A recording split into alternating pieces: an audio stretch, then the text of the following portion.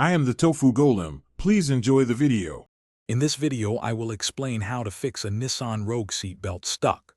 First, let's perform a quick assessment. Gently pull the seat belt all the way out, looking for any twists or kinks along its length. Also, carefully inspect the buckle and the entire belt path for any small objects or debris that might be causing an obstruction.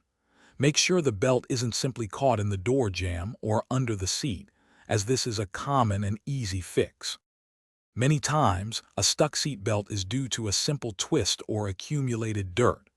To untwist the belt, pull it out fully, fold one edge over, and slide it through the buckle until it flips back correctly. For dirt, extend the belt, clamp it, and scrub with warm water and mild soap. Rinse thoroughly and let it air dry completely.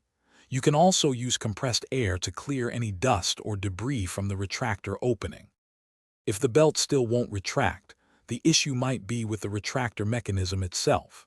This component is usually found inside the B-pillar of your Nissan Rogue. You can try gently tapping the plastic housing around the retractor a few times.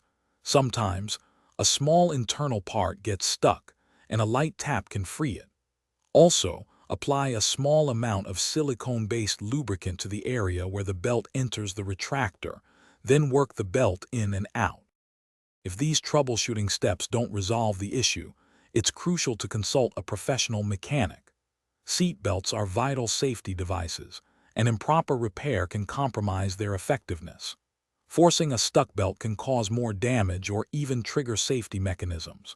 To prevent future problems, make it a habit to ensure the belt is not twisted and that the buckle area and belt path are clear of any debris after each use.